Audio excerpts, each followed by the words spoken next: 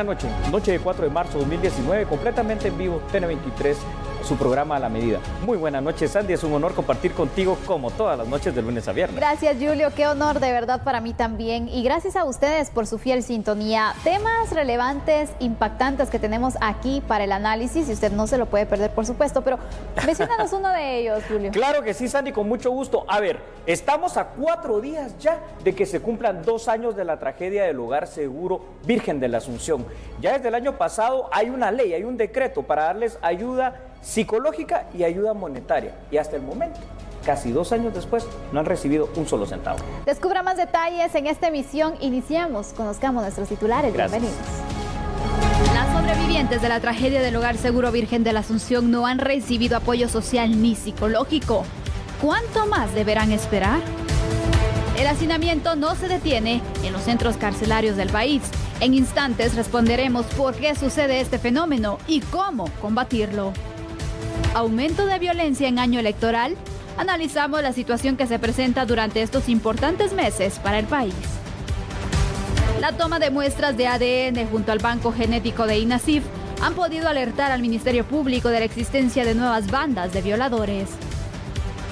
En el caso La Línea, el próximo 12 de marzo, el juez resolverá qué evidencias le aceptará al Ministerio Público para que sean presentadas en el juicio. 100 inspectores nuevos serán contratados de forma temporal para la Unidad de Inspectoría General del Tribunal Supremo Electoral.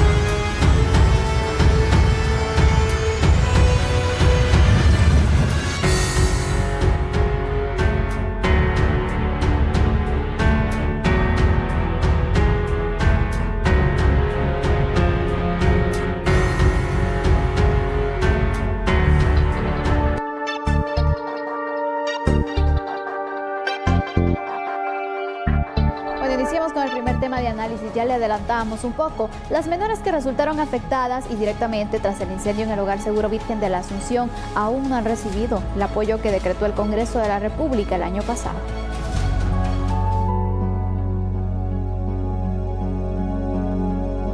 Durante una mesa técnica instalada en el Congreso de la República para darle seguimiento al trabajo de la Unidad para la Prevención Comunitaria de la Violencia, se dio a conocer que las más de 600 víctimas indirectas del incendio de Hogar Seguro Virgen de la Asunción aún no han recibido la atención social y psicológica decretada en el 2018 por el Legislativo.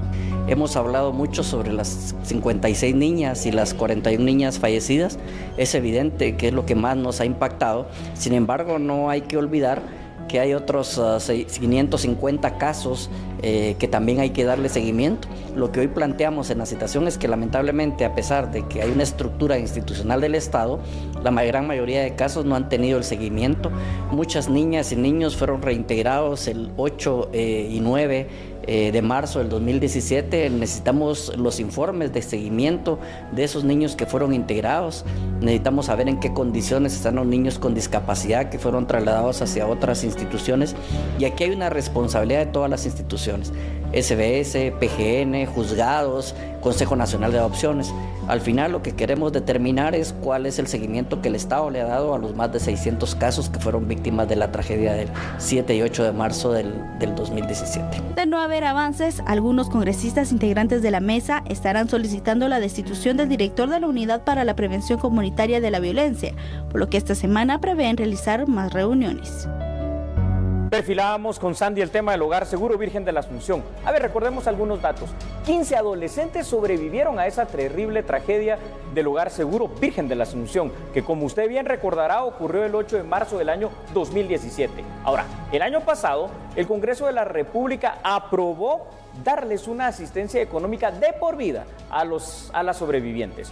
Una pensión mensual de 5,000 quetzales durante los y luego de esos 3 años, lo equivalente a lo que es un salario mínimo cada mes. La ley aprobada también buscaba mantener en la memoria colectiva la tragedia, es decir, recordar a las 41 menores de edad que fallecieron en esa ocasión. Además, los ministerios de Desarrollo Social, Ministerio de Educación y de Trabajo deben incluir a las 15 sobrevivientes en programas de asistencia social como becas educativas o proyectos productivos. Y hasta ahí, lo único que se ha cumplido en este instante es el aporte que se ha dado aproximadamente por 3 meses, desde el mes de octubre, de los 5,000 quetzales. Y uno dice, está bien, es mejor que nada. Pero yo creo que paralelo a eso, Sandy, viviste una tragedia tan traumática que la ayuda psicológica debería ser prioridad. Exactamente, ya vamos a cumplir entonces 2 años. Así es. ¿Y cómo es posible que no les han dado un apoyo psicológico cuando tendría que ser inmediato?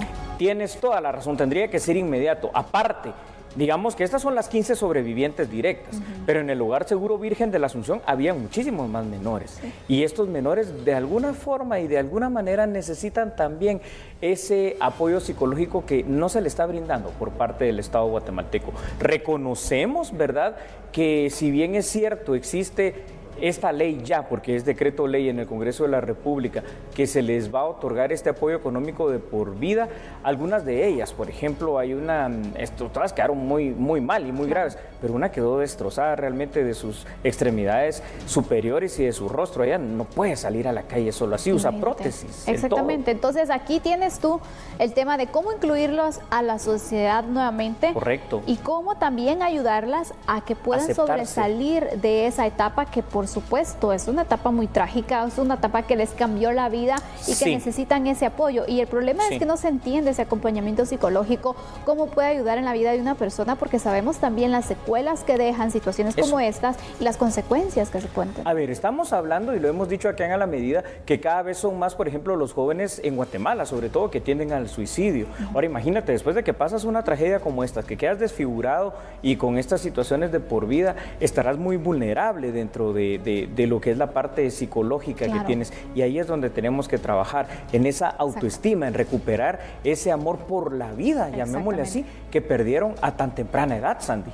Y recordemos también que, por ejemplo, estas jovencitas se encontraban en estos hogares también por problemas que ya traían en los hogares.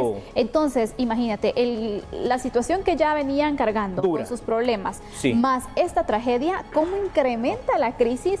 Es decir, es una situación que se va a hacer urgente tratarla psicológicamente y sobre todo apoyarlas para que ellas no vean perdida su vida, sino que vean una posibilidad de poder florecer. Eso es lo mejor, que haya una esperanza, ¿verdad? Exacto. De que la vida les dio una segunda oportunidad, con secuelas sí, con cicatrices sí, no solo en el cuerpo, sino que cicatrices en el alma, cicatrices en su mente que habrá que sanar. Pero tenemos más datos y me gustaría que los compartiéramos, Sandy, por favor. Así es, Julio, porque mira, después de la tragedia queda claro que las sobrevivientes necesitarán medicamentos y atenciones especiales para poder tratar así sus heridas y los problemas psicológicos. Sin embargo, hasta hoy no han recibido ningún tipo de ayuda económica o psicológica, es decir, la social.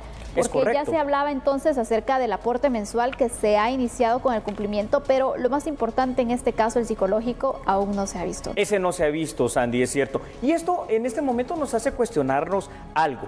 ¿Cuánto tiempo más, Sandy, deberán esperar para recibir este apoyo de carácter psicológico? ¿Las necesidades económicas de las víctimas son urgentes? Sí, y lo serán toda su vida. Pero las necesidades de apoyo psicológico son igual de importantes, porque si no, estas niñas, estas menores, bueno, ahora ya no son menores de edad, por el tiempo que ha pasado, algunas de ellas ya no van a sentir ni siquiera digamos un amor por la vida, un amor por ellas mismas, porque no tendrán una motivación. Hay que trabajar fuerte en ese estado de ánimo, en esa autoestima y volverla a elevar, ¿verdad? Y aparte de eso, recuperarlas, porque sabemos que ellas están en un punto vulnerable que cualquier persona puede utilizar si el Estado no hace algo y las instituciones que están a cargo también lo hacen. ¿De quién es la responsabilidad en este momento de cumplir con ese apoyo psicológico, Julio? En este caso ha quedado bajo bajo la tutela de lo que es Secretaría de Bienestar Social, así es como de ahí sale el presupuesto precisamente para esto, porque en su momento, fíjate que cuando esto no avanzaba durante los primeros meses del año 2018, después de que se cumplió un año, vino un juez de menores y interpuso algunos recursos ante la PGN. La PGN también actuó y es así como el Congreso finalmente terminó aprobando a finales del año pasado este decreto ley que les permite ese apoyo económico, que te digo, ahí eso me pareció algo muy bueno del Congreso, aunque, si quieres un dato, son 158 diputados, sabes que solo 88, fue por poquito, porque se necesitaban 80 votos mínimo, y solo por 8 votos más, solo 88 votaron a favor, quiere decir que a los demás ni les importó o votaron en contra de esto, ojo con eso. Por supuesto, así que esperamos que se pueda dar entonces el acompañamiento psicológico para que ellas se puedan incluir en la sociedad y sobre todo también que se le dé un seguimiento al tema de los controles, ¿verdad? Porque hablamos la otra vez que el hecho de que se les diera este aporte económico podría también utilizarse de mala forma por personas que quieran exactamente aprovecharlo. Sandy, entonces, qué buen tema.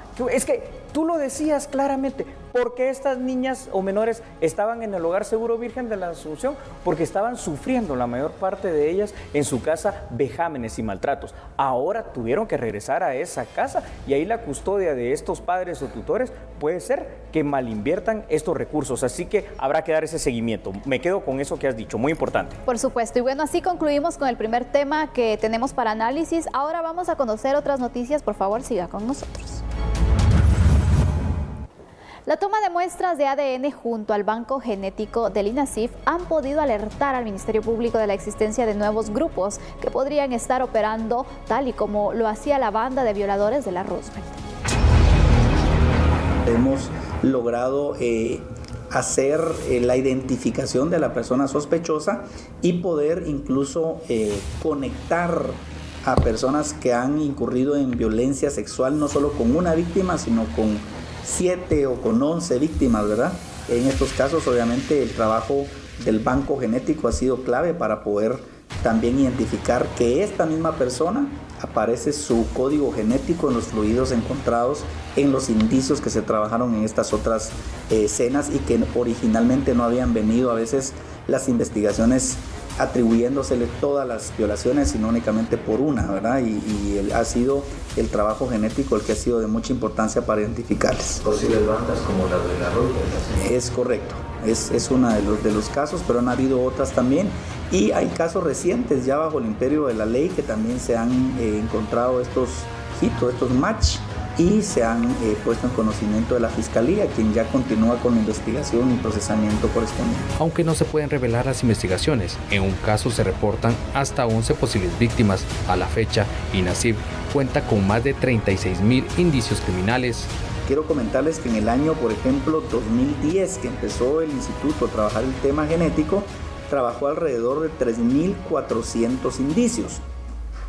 En el año 2018, solo para hacer la diferencia ya con la vigencia de la ley y con la anterior, trabajamos alrededor de 36,000 indicios criminales. INASIF ha introducido 24,502 perfiles genéticos que servirán al MP para continuar con las investigaciones. Es de señalar que en 2012 y 2013 el MP y PNC logró capturar a varios miembros de la banda de violadores de la Roosevelt que operaba al filo de la noche en búsqueda de mujeres que viajaban solas y eran interceptadas en rutas desoladas.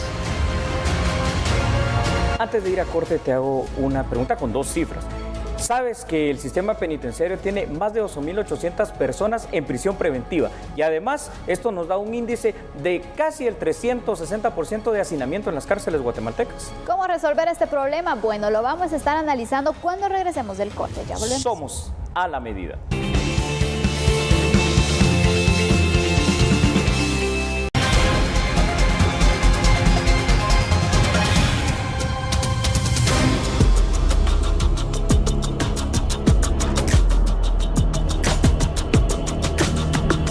Muchas gracias por seguir con nosotros. Es momento de abordar nuestro segundo tema de análisis. Hoy, instituciones de justicia presentaron ante los jefes de bloque del Congreso de la República la situación de la prisión preventiva y el hacinamiento en las cárceles del país.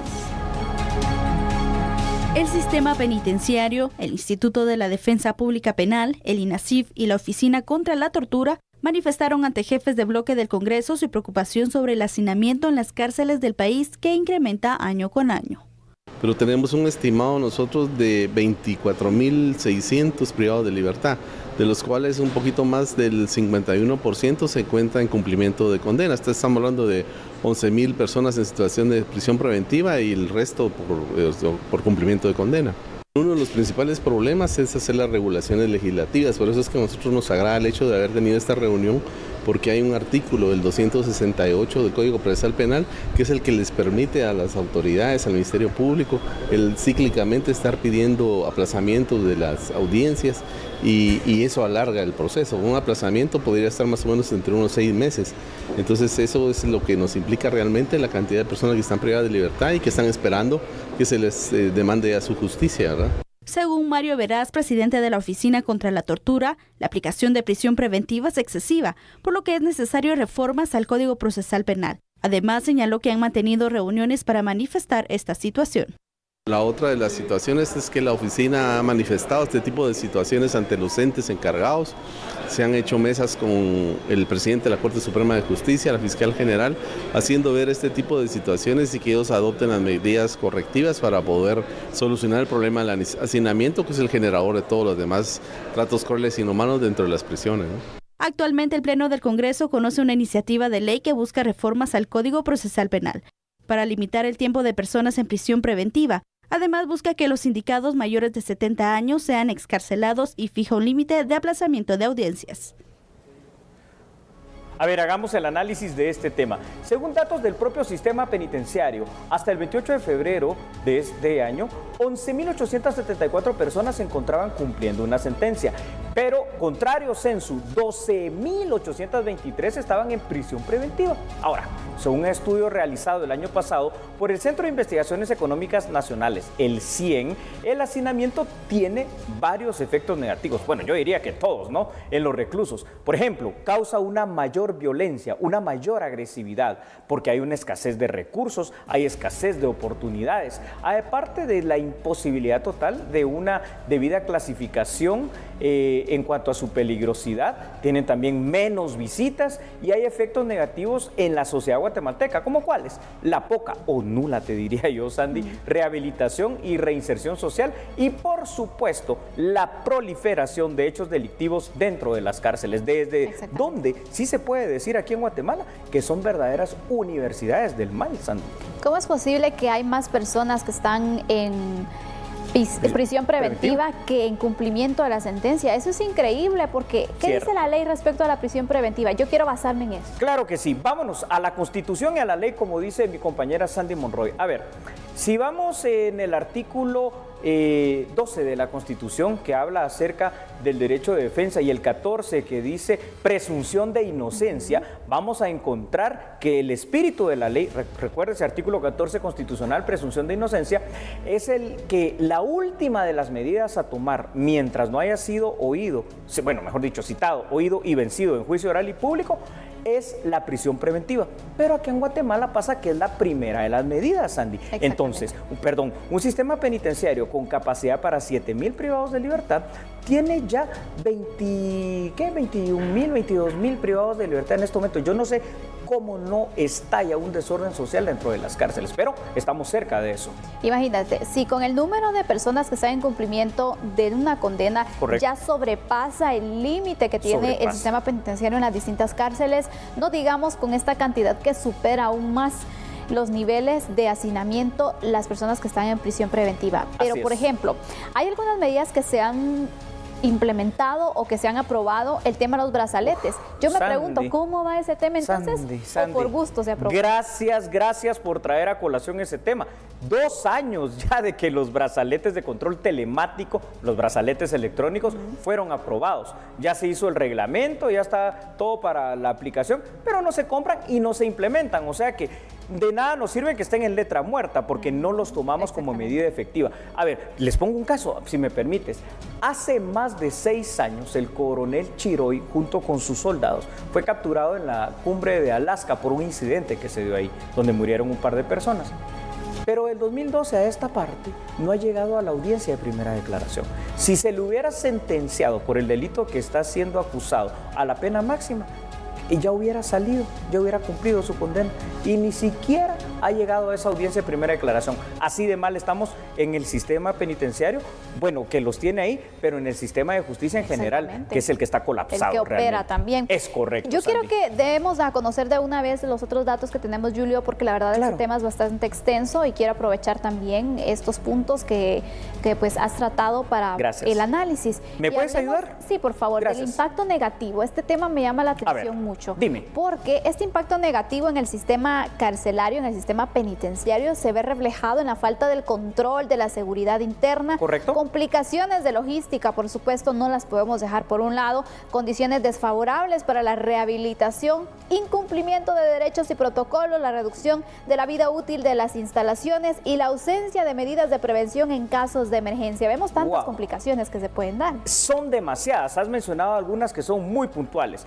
Sin embargo, ¿se podría hacer algo? Sí, varias medidas podrían contribuir a reducir el hacinamiento. Una de ellas es buscar medidas alternativas al encarcelamiento, como por ejemplo lo que tú mencionaste, el monitoreo electrónico a través de los brazaletes y la aplicación de medidas sustitutivas en los casos en que ésta sea pertinente. Es decir, además se debe aumentar la capacidad y la calidad de la infraestructura del sistema penitenciario. Estamos colapsados en las cárceles y la cárcel para lo que menos sirve en Guatemala es para lo que dice la ley, para buscar la rehabilitación y la reinserción social. Si no hacemos algo, desde las propias cárceles se tiene la génesis del mal y se sigue delinquiendo hacia afuera. Es un problema de seguridad nacional, Sandy. Y si lo vemos desde ese punto, Julio, te recuerdas que tú lo sabes perfectamente bien, que por ejemplo en algunas comisarías incluso se le da apoyo al sistema penitenciario porque no se da abasto. Sabes que me gusta lo que acabas de decir, pero porque esto viene a desnudar aún más la grave situación del sistema penitenciario guatemalteco.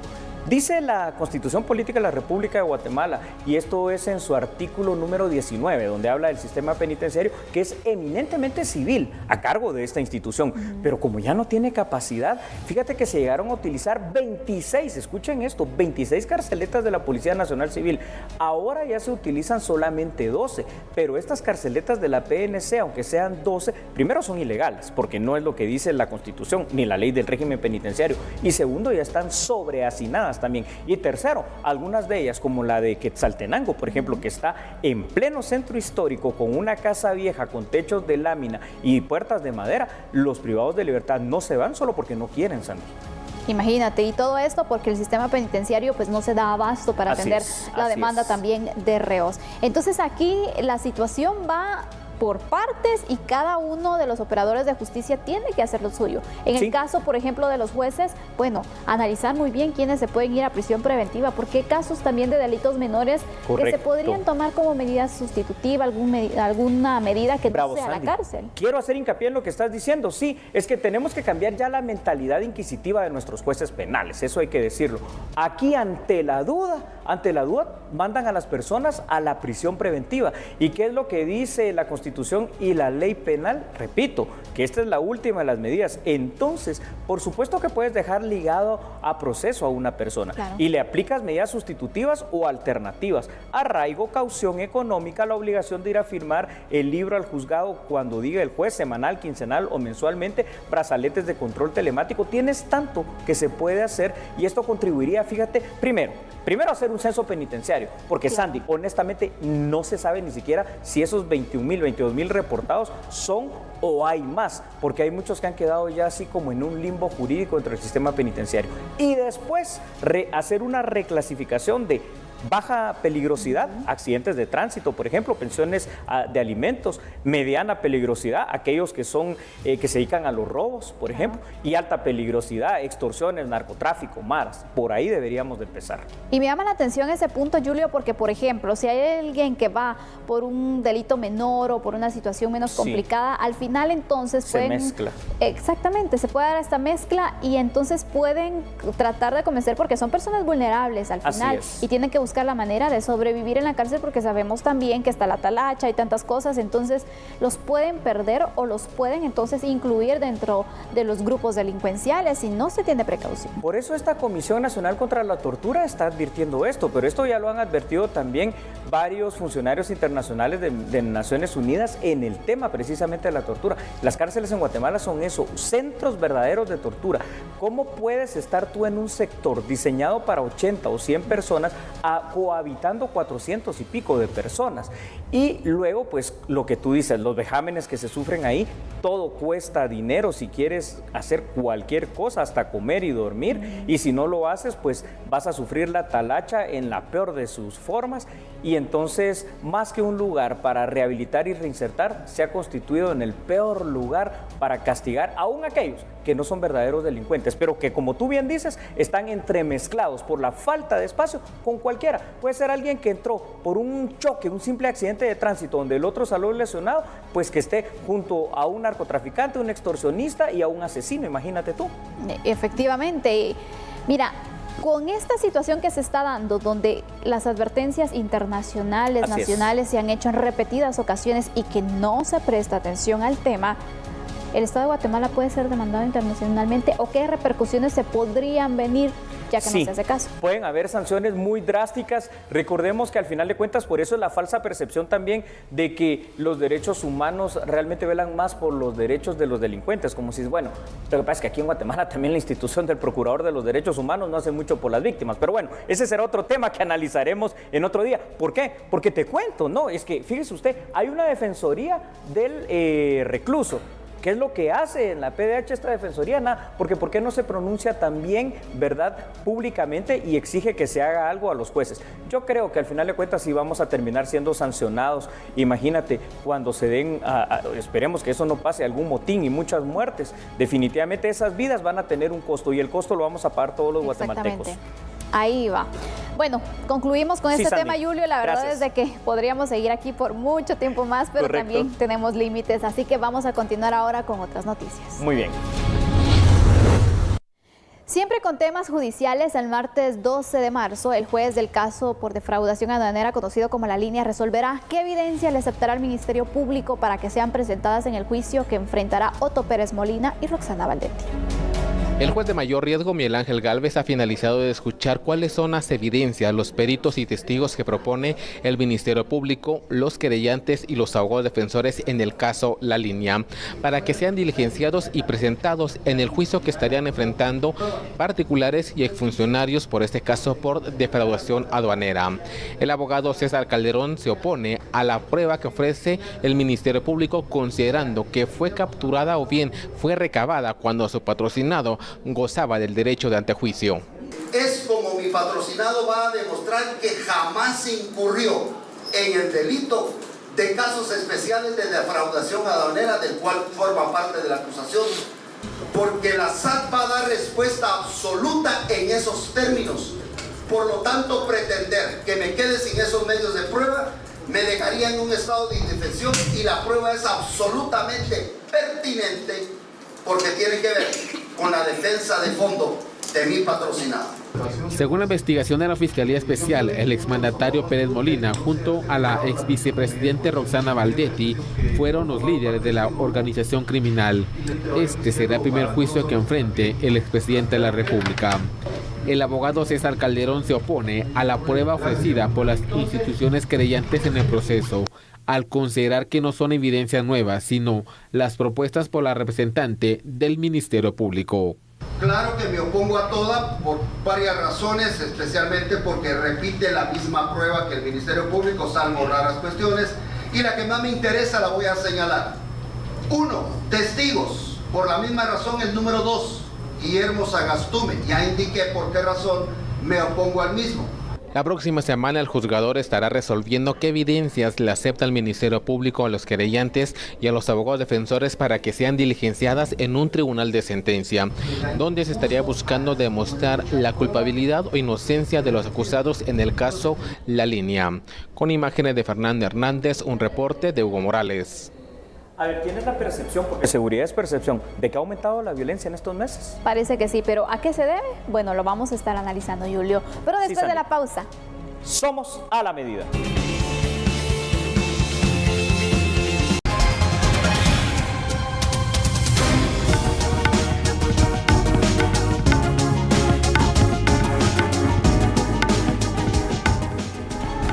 Y bueno, analicemos la situación de violencia en el país. El director del Hospital Roosevelt brindó detalles del estado de salud de los pacientes que ingresaron al hospital luego de resultar heridos por un ataque armado contra un bus de la Ruta 22 en la zona 4 de Mixco.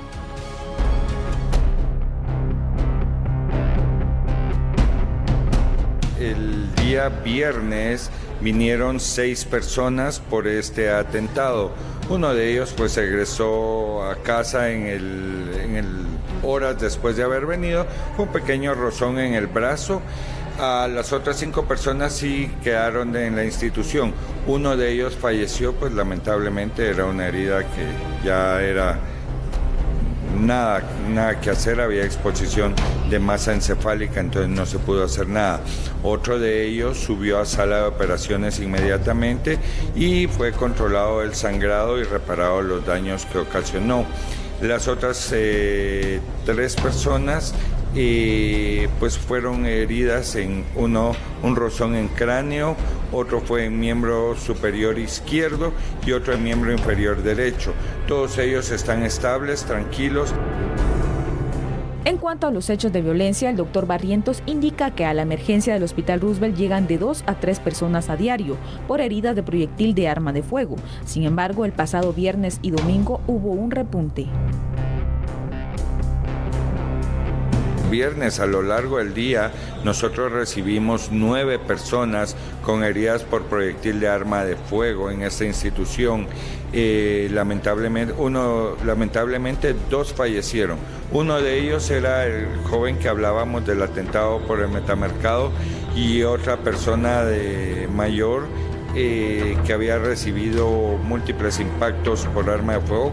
Solo a lo largo del día son 9 personas las que vinieron. La violencia es serio. Ayer recibimos 8 personas, un día domingo, un día de estar en casa, de tranquilidad. Lamentablemente esto está incontrolable.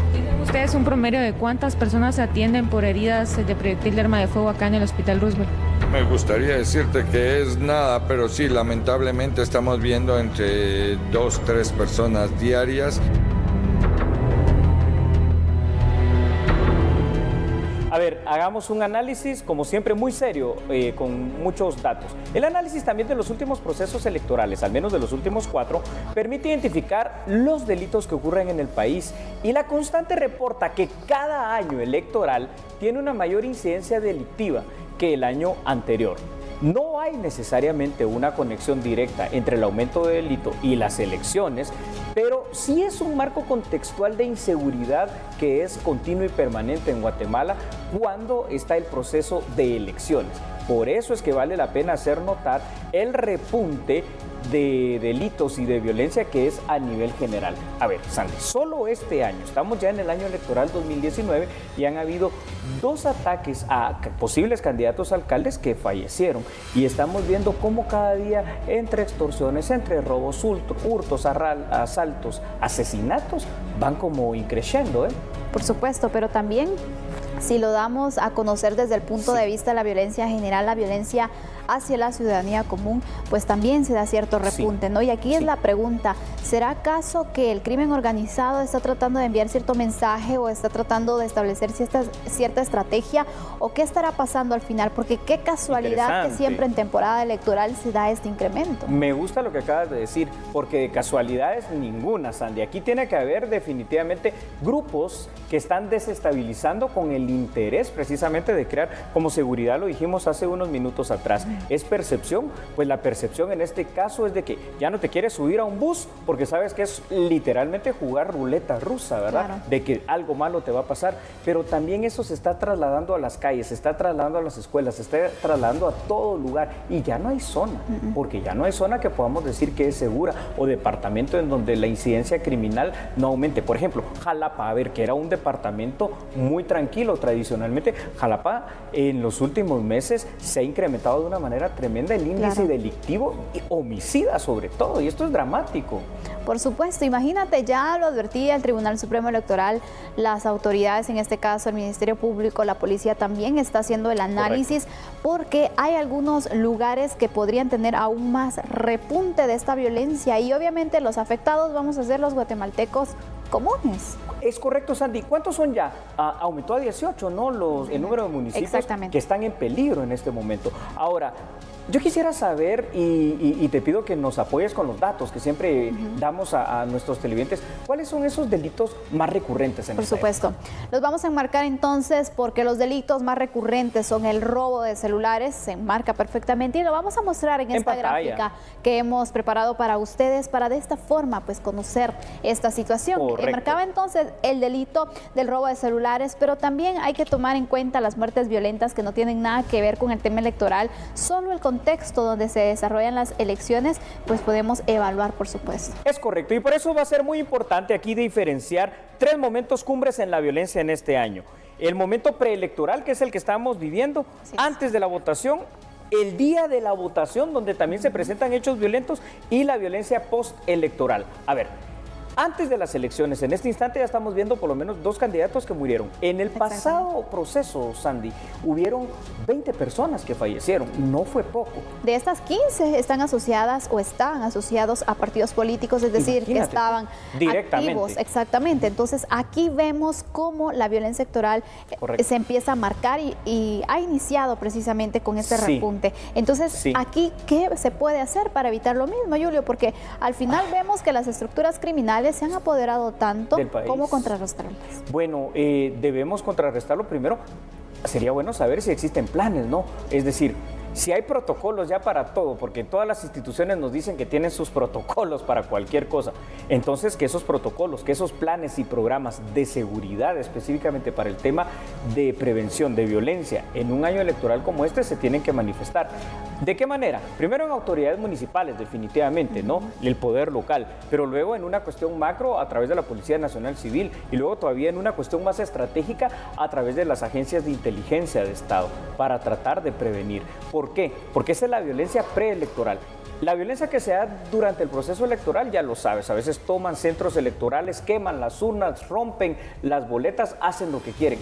Pero después de las elecciones, muchos de estos municipios, en otros procesos electorales, donde han habido problemas, han quedado con una situación álgida, lugares donde los candidatos electos no han podido ni siquiera, Sandy, tomar posesión de sus cargos. Esperemos que esto no pase.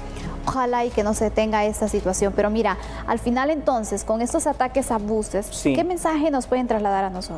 El mensaje es de pánico, de una histeria y un temor colectivo. Cuando vemos las imágenes, ustedes las están viendo en este instante, los ataques de este pasado fin de semana. Mira, cuando ves esto es tan dramático que lo que menos queda ganas, y lo hablábamos la semana pasada ya a manera de conclusión, es de participar. Ni de participar votando, ni de participar como candidato, porque te ves expuesto literalmente a la violencia que va en aumento en un año electoral, Sandy. Bueno, esperamos que se pueda revertir esta situación y que de esta manera ya no se sigan reportando estos índices y que mucho menos vayan en aumento. Así que vamos a concluir con este tema, pero seguramente abordaremos esta problemática en otras ocasiones porque es una situación que preocupa y que hay que tratarla. Vamos a continuar ahora con otras noticias. 100 inspectores nuevos serán contratados de forma temporal para la unidad de Inspectoría General del Tribunal Supremo Electoral. Hasta el momento, la Unidad de Inspectoría General del Tribunal Supremo Electoral, encargado de verificar posibles ilegalidades de los partidos políticos o bien de identificar focos de conflictividad en el país, solamente cuenta con 27 inspectores para monitorear los 22 departamentos y todas sus comunidades. Las actividades de campaña electoral se iniciarán el próximo 18 de marzo, por lo que la Unidad de Inspección General debe reforzar sus acciones. Ante esto, contratará por lo menos 100 personas más para realizar los trabajos de inspección. Nosotros tenemos una programación la cual fue aprobada por el Pleno de Magistrados y por lo tanto un reclutamiento de personas a las cuales se le estará dando la capacitación interna y las destrezas necesarias para poder desempeñar el trabajo de inspección.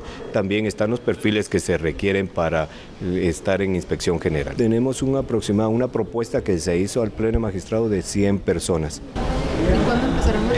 Depende de los momentos y la coyuntura que se vaya dando y así se va a dar la contratación de las mismas. Ellos son temporales, ¿verdad? Es personal temporal. Desde la convocatoria de elecciones generales hasta la fecha, 132 denuncias se han hecho llegar a la unidad de inspección general. De estas, 8 ya están en etapa final para trasladarlas al registro de ciudadanos por posible campaña electoral anticipada. Y como este año es año electoral, sigamos con noticias de este ámbito. El Pleno de Magistrados traslada denuncia electoral contra una organización política a la Dirección de Registro de Ciudadanos. Veamos la información en A la Medida. Luego de la denuncia electoral interpuesta por el abogado Marcelo Sarti en contra del secretario del partido político Semilla por presuntas violaciones a la ley electoral y de partidos políticos, los magistrados conocieron en pleno el expediente, el cual fue trasladado de inmediato al registro de ciudadanos para su análisis y resolución, puesto que los magistrados deberán resolver solo en caso de apelaciones. Al Pleno de Magistrados se elevó, ellos la conocieron, sin embargo, en este caso la remitieron al director de registro de ciudadanos, quien tendrá que emitir su respectiva resolución. Recordemos que en este caso el Pleno solo conoce si existe alguna apelación. A decir del abogado Sarti, Semilla habría incumplido con los plazos establecidos en ley para el desarrollo de asambleas nacionales para la proclamación de candidatos a cargos públicos y binomio presidencial. Ha llegado el momento de la pausa, pero siga con nosotros, ya volvemos. No cambie, somos A la Medida.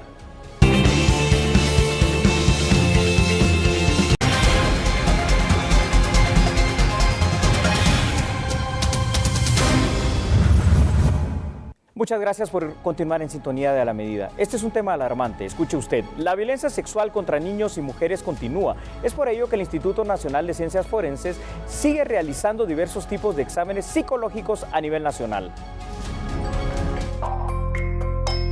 Las evaluaciones psicológicas realizadas en 2018 se enfocaron en casos de violencia sexual contra mujeres, niños y adolescentes, maltrato de menores y otros tipos de violencia, contabilizando más de 11,000 evaluaciones. Generalmente son delitos relacionados con violencia contra la mujer. Por ejemplo, en estos tuvimos alrededor de 4,630 casos. Tuvimos alrededor de 829 casos de violencia sexual en casos de mujeres adultas. Y también uno de los sectores más lastimados y golpeados por la violencia ha sido también el caso de las niñas y adolescentes, de los cuales tuvimos durante el año 2018 2,696 casos relacionados con violencia sexual de niños, niñas y adolescentes y 1,319 casos relacionados con maltrato a menores. El género masculino no escapa de la violencia sexual, pues se reporta 5% de casos en hombres mayores de 18 años. La verdad es que también tenemos casos, aunque son los menores, ¿verdad? Hemos tenido también de casos de alrededor de un 5% de hombres mayores de 18 años han sido evaluados también en el Departamento de Psicología, producto de algunos de estos delitos también relacionados. Guatemala, Quetzaltenango, Las Verapaces, San Marcos y Huehuetenango concentran el mayor número de casos de violencia sexual. En otro tema, los trabajos de libramiento de Chimaltenango concluirán antes de la Semana Santa, así lo anunció el Ministerio de Comunicaciones. El titular del Ministerio de Comunicaciones, Infraestructura y Vivienda, José Luis Benito, confirmó los avances que presenta la ampliación en el tramo carretero de Chimaltenango. El pasado domingo se realizó un recorrido para verificar el avance físico que presenta la obra, la cual inició en 2017 y tiene una extensión de 14 kilómetros y reportó un costo de 451 millones de quetzales. Hicimos una visita al libramiento Chimaltenango. Estuvimos platicando ahí con la empresa, viendo la obra, y está pendiente que entre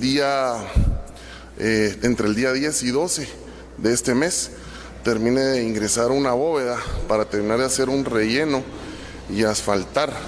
La proyección de la empresa es terminar del 31 de marzo al 6 de abril ya ha entregado el libramiento para que ya lo podamos estar utilizando una semana antes de la Semana Santa.